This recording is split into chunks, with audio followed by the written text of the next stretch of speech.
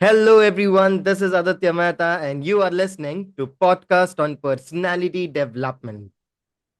Firstly, I just want to thank you all for amazing love and support you gave to this podcast on YouTube. I'm really glad to have you all as my listeners and viewers, and to be a part of this beautiful community and family. Now, today's episode, the name suggests a little bit more on what this episode is about. But let me give you a little bit context over here. Most of the times, when you go to job interviews, when you go to a different place where you want to work, sometimes you get a question: why should we hire you? Right? Or what value do you bring into the company? Well, and most of the times we are somewhere not sure what value do we actually bring to that company, right? And we normally go through some YouTube videos, some podcasts like this one, and say that I am very punctual, I read a lot, I am a problem solver, and a lot of things that we do, right? But in today's episode, we have a guide to actually let us know what value can we actually say, what value can we actually bring on the table, so that we are more of a hiring personality, right? So please allow me to welcome this amazing guy, okay, who is going to be on this show. His name is David Giltner, and he is going to be on our podcast today. He is an internationally recognized lecturer and the author of 3 books on the vital role scientists play in industry. So what you do is you click on that follow button and listen to this intro music till the time I'll get David on this podcast.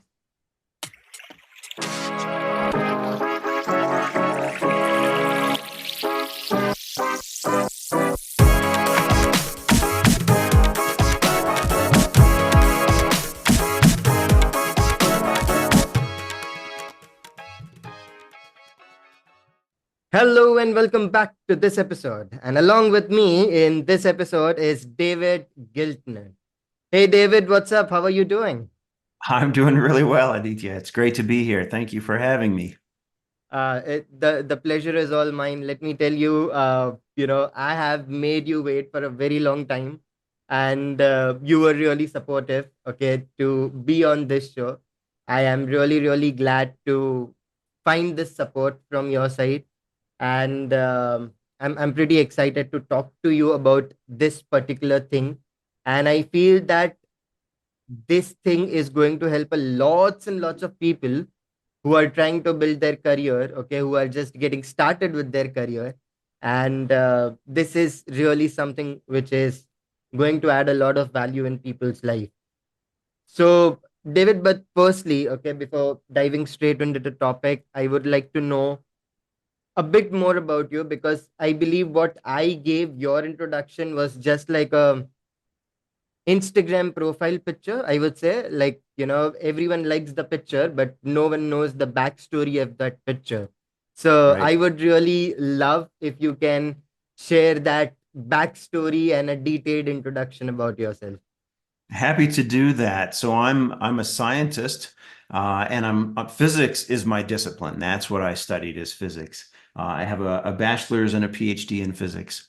And most of my career in university, I just imagined I would become a professor because that's where, that's kind of the typical, the traditional, you might say, role for, or it seems like the traditional role for a scientist as we work at a university. Yeah, Turns out the vast majority of us actually work outside of academia, but most of us don't realize that at the time. right.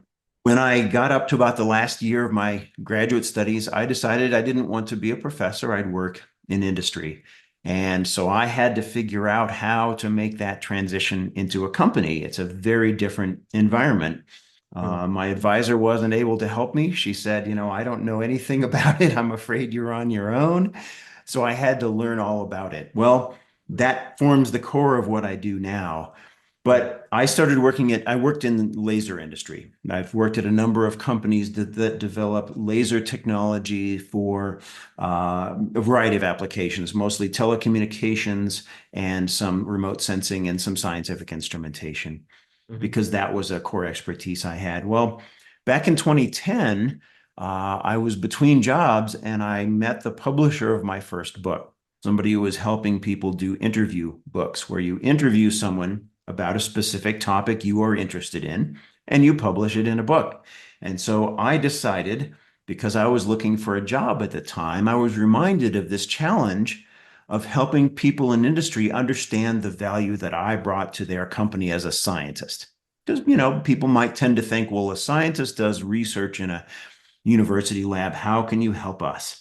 And I was reminded of that challenge of helping them understand my value.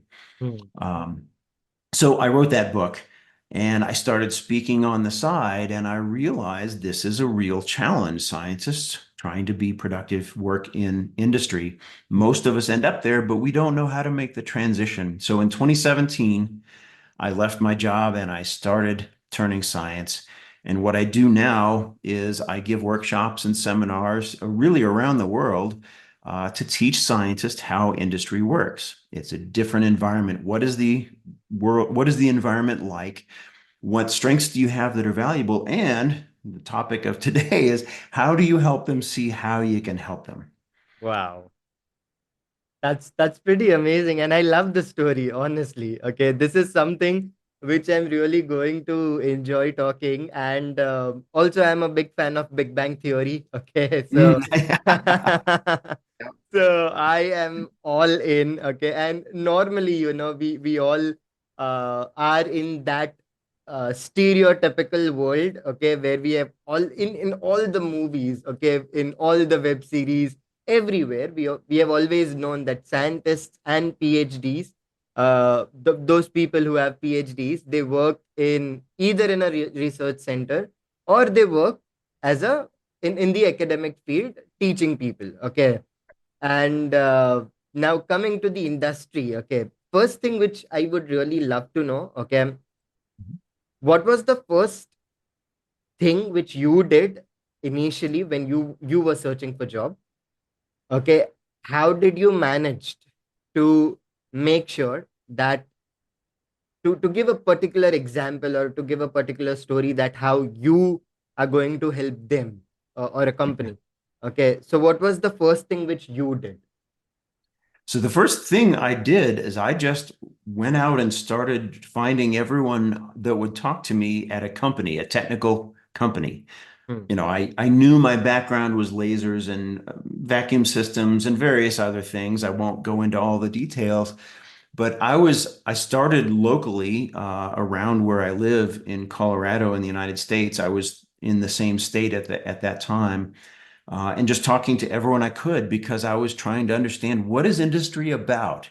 The Hmm. only connection I had was buying equipment for my lab, right? And I interacted with companies, but what do they do? And it started with just a process, kind of, I call them informational interviews, where you just ask people about their work. Hmm. And in doing that, that's where I realized, okay, they're not doing science research. Most companies don't really even do much research. They do, for the most part, product development. And there's all kinds of things that support that, designing and building and shipping products to customers. But in the end, that's what most companies do. And so I had to start to think about, how do I help them see the value that I can bring? And this is where I realized telling stories is a great idea. Hmm. What we learn as scientists, we're used to going to academic conferences with other people from academic research, right? Right. And in that environment, I can describe my science project, I can describe the research and the tools, and people will understand what it is that I do, and we can talk about that. But that isn't going to work in a company, because they don't Hmm. do science. Correct. And I realized that listing those facts, describing my credentials won't help, right? So I Hmm. have to tell stories. And how can I tell stories about what I've done Hmm. that helps them go, oh, I see you how you can help us. Ah, okay. The story that I learned to tell. So let me back up and describe the research that I know many of your audience, I think, are not scientists. That's okay. I'll just describe briefly. Yeah, sure, sure. The work that I did was in laser spectroscopy, where we do measurements and we do things with lasers interacting with matter. I did a precision test of Einstein's theory of relativity. You've heard of that, right? We want to test Yeah. it and see, does the data match the theory? Mm, And I built an atom interferometer, which demonstrated the interference of matter waves. Well, this is very interesting science, but companies don't care about these things. They're not working on that. yeah. So what I had to say instead is I'm a tunable laser systems expert. Every day I come into the lab and I get our tunable lasers working better than when they were brand new, better than when we bought from them from the company that supplied them. Yeah. I've learned to do a process so I can do it quickly and efficiently. If your company is designing the next generation of these tools, I can help you because I really understand what the current technology does well, what it doesn't do well, and I understand what your customers do with them because I've been one. I'm a scientist using them, right? So you can hear in that, even without understanding the science, I Mm, help them understand how I understood the devices that they make and what their customers do. And that would be the value that I brought. That right. doesn't come by describing the science. That Mm, comes from describing how I interacted with the kinds of tools that they sell mm. as products. And I learned, okay, stories is a big deal. Wow. I have to, it helps me put the information I have, the value I have, the strengths that I have in a context that they can understand it. That's Mm. another way. Wow, that's pretty amazing. So in a nutshell, the first part which where you described a lot about lasers with matter, Mhm. I didn't heard matter, to be very honest. I heard dark matter because that's what I normally see on televisions related to Flash series and many more series which I normally watch. Okay. But first one really sounded like Jim Parson from Big Bang Theory. Okay, that's Sheldon Cooper. And the Mhm. second part, moreover, sounded like Matthew Perry from Friends. Okay, Chandler. Okay, who likes to ease things, who doesn't want to complicate things a lot. So, but I really love the concept over here of changing those complicated things, okay, into a reasonable thing so that people can understand you in a much more better way. And I feel that's where empathy comes in as a speaker as well, that you speak something which relates with other people, and it's not something that only you understand and make yourself proud. So that's really well said.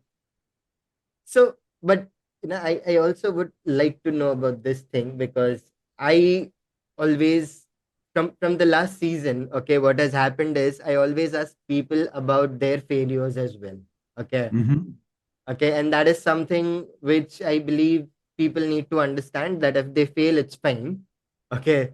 It's just a part of learning lesson and discovering new things like you did. Okay. So can I know some things about failures as well? Where did you fail? Like, what was that one story where you went for a job interview and you miserably failed in that? So if you can tell that story first as well. Yeah, boy, that's a good question. Let's see, what do I choose? Certainly things have not worked out like I would like. I mean, the thing that comes to mind, this is about 15 years ago now.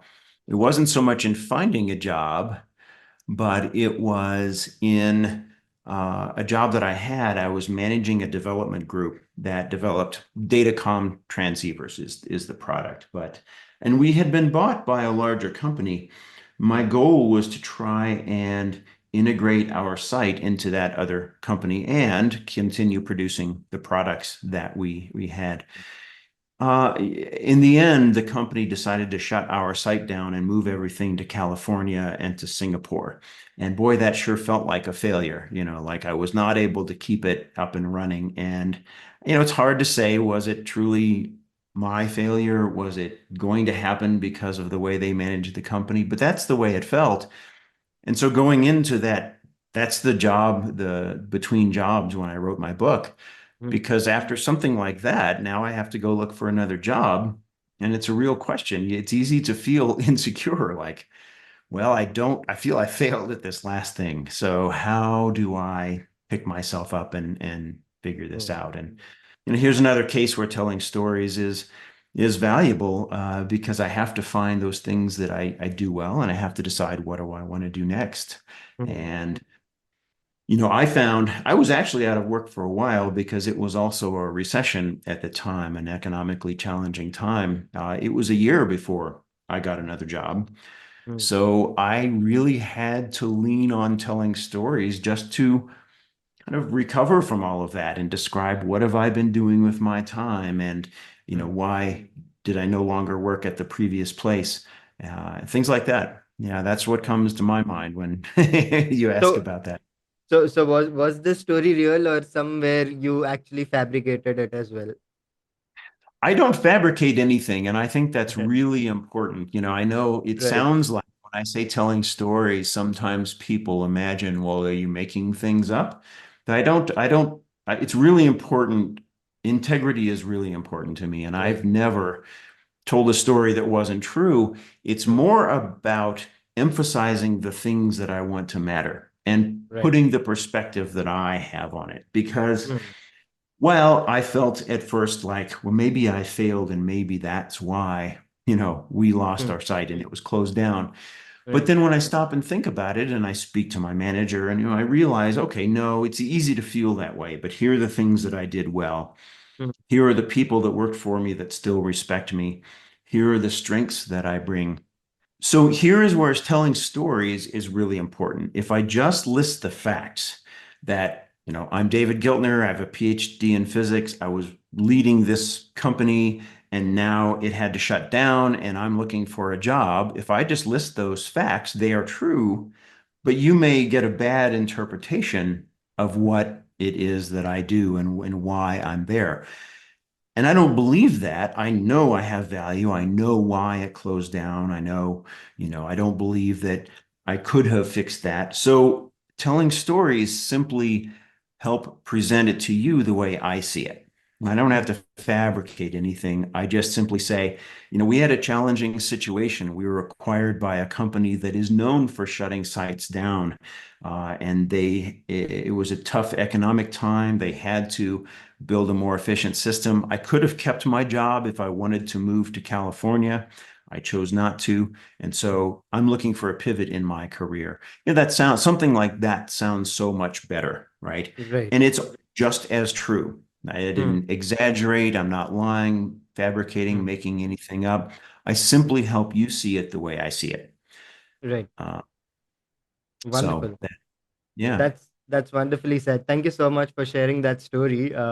Now let's transition towards the actual topic that we have in hand, and that's describing your own value. Okay, so I do have set the tone right now. Okay, because I really wanted you to share these two stories, and also audience, I would like to say that to you that stories doesn't need to be fabricated. Okay, it's just needs to be real, listing out facts, but in a way that it seems like a story and it creates your value. Okay. And how is that done? We are going to talk more about it.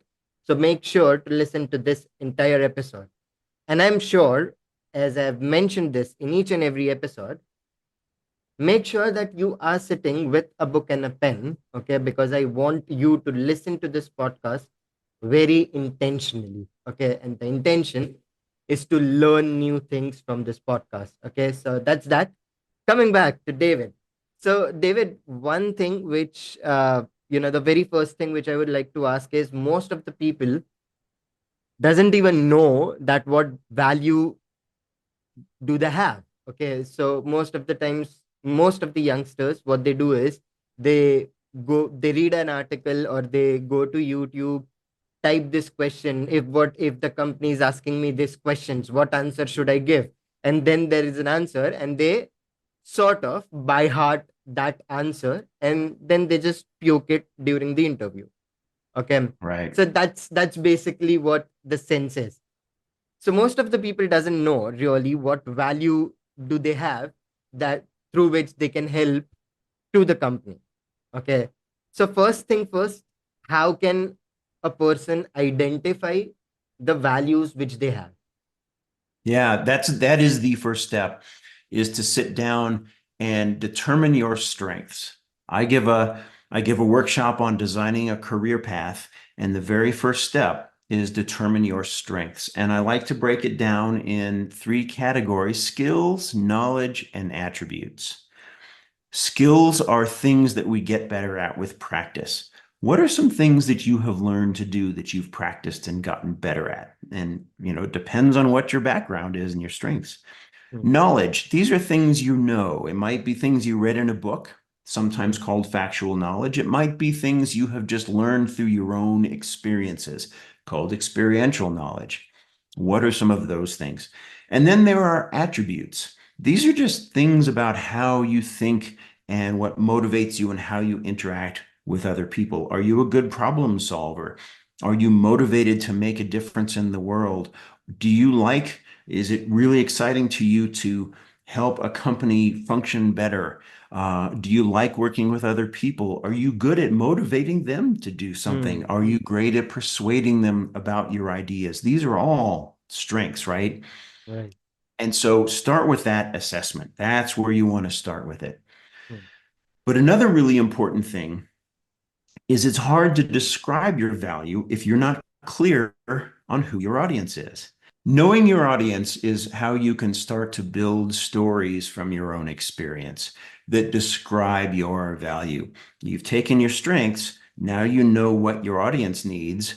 Look in your background for things that have happened, times when you displayed the strengths. So you're not just saying, I'm good at solving problems. Instead, tell a story about a time when you solved a problem.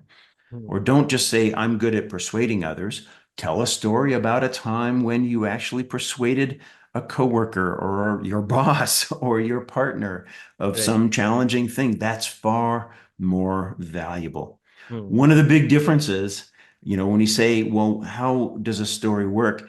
I like to say, I like to teach people to tell better stories with the same facts.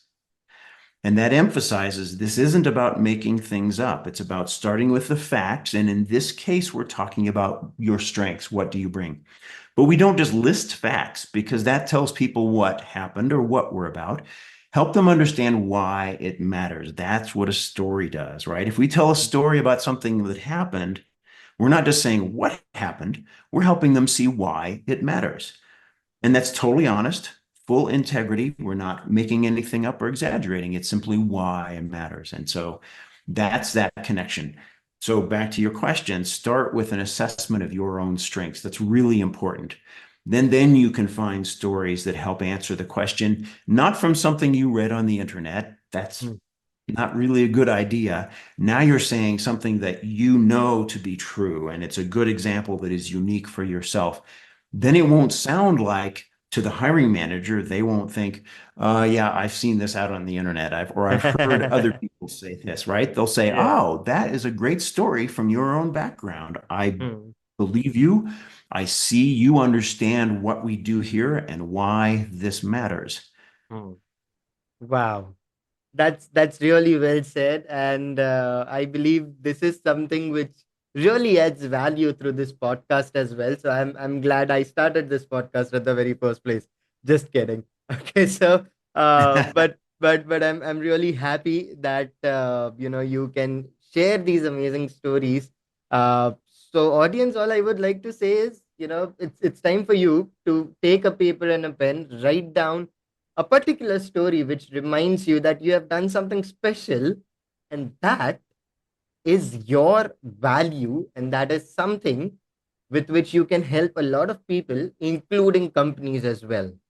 So think about it and make sure to start writing those stories. That's a homework for you guys. I hope you like homeworks. Okay, so and that's the best way to learn as well, so make sure to do that. Coming back, David. I'm sorry, I kind of speak to audience here and there because I really feel that they are here with me. Uh, Yeah, so I do that a lot of time. that's great. Okay, thank you. So, David, one more thing which truly actually I want to ask, and that is, when when you say a story about, being important, or, being something that mattered, and you really helped them out in that. But most of the times, what does happen is, okay, that was it me or was it someone else? Okay, because most of the times people don't know their own worth. Okay. So it's like, it was nothing. Okay. It just happened by fluke. Okay. So, these stories come up. Okay. Personally, I have been that person where I'll be saying, you know what, it's fine. Okay. I mean, I didn't do anything. So all these, things that come up, and we don't want to show that, we have done something great. Okay, Right. we are more shy in that nature. Okay, but in the same time, how important role it has to play in our future, that also is something which we have to look out for. So for those people, okay, who feel really shy about sharing their achievements or sharing their stories in which they have done something very special, what would you like to say to those people? I think that is where stories really have a lot of power as well. Many of us, so I work with scientists and we tend to be humble. Uh, I work with people around the world, certain cultures really don't want to brag, we might say, right? They really don't feel good doing that. I understand that. And if you say, well, I'm really good at, or I did this, that can be hard. If you tell a story, you're simply describing what happened in a way that it shows value. And I Hmm, think if you get some practice at it, you start to see, well, okay, here, I'm just telling a story about what happened. I don't have to say, hmm, I did this great thing. I hmm, simply said, well, here was this problem, and I thought about it for a while, and I decided this would be a good solution to that. And here's how it worked out. It worked out well. hmm. And, of course, you do need to describe your value. You can't be so humble that you say, oh, it was nothing. I understand that concern, but you're trying to get a job. You have to find a way to convey to them that you can do something unique. Hmm, Stories are great. They allow you to relay the value you bring, what you've done, and not have to say, I solved the problem, or I did this great thing. You right. just tell the story. I mean, that is what is so powerful about stories. So you are telling them that you did this great thing, but you're not saying it bluntly, directly, I did this great thing. Hmm, hmm. That's wonderfully said. I actually wanted you to say that. Now I want you, now I want you to say, if there is any sort of elemental structure of sharing a story, if you would like to share that, okay, that would be really great. If you have, and I'm sure you have spoken a lot of stories to a lot of people right now. Okay, like I'm sure it must be more than 100 people and 100 stories as well. So is Mhm. there any, like, structure of how to tell a story, if you would like to share it with the audience? There is. So it is a method that I teach in my workshops that was put forth by a scientist named Randy Olson. Hmm, He wrote a book called Houston, We Have a Narrative, and it is about telling stories and how scientists could do better at stories. Well, I think we could all do better at stories, scientist or not. He describes a structure to a story. He says, what makes a good story? He calls it ABT, the letters, the three letters ABT, and it stands for and, but, therefore. And the structure, if you put words to it, is here's something that happened, and here's another thing that we know, but here is a problem that came up. Therefore, this is what I did. hmm, hmm, So you can see it's kind of an and, but, therefore, and, but you start with something that people understand. Here's what happened and what we know, and here's another thing we know. And hmm, people can go, oh, okay, I understand what you're talking about. So now you've engaged your audience and you brought them, we might say in English, on the same page, right? Or, so we understand each other. Then you right. say, but here is a problem or something we didn't expect or a Hmm, contradiction or that makes it interesting, right? Then people go, right. oh, Well, yeah, that's a problem. What's going to happen? Well, therefore, that's the T. Therefore, here's what we did to solve it, or here's what I did to solve it, or whatever. Now you've got a story. You bring people in and they understand what you're talking about. And then there's a problem, and then you pull out of it with a solution. So Wow. ABT, or and, but therefore, is the structure. Wow, that's really nice of you to share. Honestly, sitting over here, I feel I have created a new structure as well, because the way you were saying, it was like a movie. And in every movie, there are three elements as well, and that is motive, problem, and solution. Okay. So, audience, if you are a movie lover like me, okay, and believe me, I have seen a lots and lots of movies in last 15-20 days. Okay. So, it has to be a motive, uh, a problem, of course, and then there is a solution. And with these three things, you can actually share any amazing stories. Okay. So, yeah, for all the studious guys, ABT, for all the movie lovers like me, it's motive, problem, and solution, right? Uh, Wow, wonderful. Thank you so much, David, for sharing these amazing things, which you have said right now. And I believe it adds a lot of value in my life personally, and I'm sure it adds a lot of values in people's life as well. So I'm really grateful to you to kind of share all of these things on the podcast. Couple of things which I would like to ask more, and those are completely personal to you. And that the first thing is, anything, any lasting message which you would like to share with the audience of this episode. Well, I think, understanding your value is really important. The key thing with any communication that we've talked about is understand your audience. Hmm. So if you, whatever you're doing, looking for a job, communicating any kind of communication, stories can be valuable in almost any of that, but it only happens well if you understand your audience. You mentioned empathy earlier Yeah. in this conversation. Yes. I'm a big fan of that. I think it's a great word. In my all my work in the last 7 years since I've been doing this, I've seen empathy mentioned more often lately, and I Hmm. think it's good. Hmm. Because what does it mean? Well, there are many, different detailed definitions, but ultimately it's a matter of really understanding where the person you're speaking with, working with is coming from. That is Hmm. such an important part of good communication, whether Hmm. it's stories or anything else. And so that is a key thing about it. I'd say, pay attention to your audience. Wow, that's amazing. Thank you so much, David, for sharing that. One last thing, I promise. Okay, this is going to be the last Mhm. question. Okay, if people want to talk more to you, okay, if they Yeah. want to ask more questions to you, where can they find you? So two places. If they want to learn what I do, I suggest they go to my website, and it's turningscience.com. But if they want to connect with me, LinkedIn is really a great place. I hope everyone has a profile. It is such a great tool for learning about things, for meeting and connecting with other people. So I'm easy to find, David Giltner. You can find me on LinkedIn, connect with me, and it's such an easy way first to see what I post, what I talk about.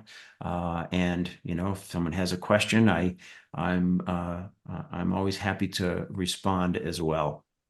Wonderful. Thank you so much, David, for sharing that out loud. And audience, I'll mention each and every link in the description. So you are just a click away from David Giltner. And make sure to mention that you have heard him on Personality Development Podcast to get that priority reply. Okay, so make sure to do that. With that That's being right.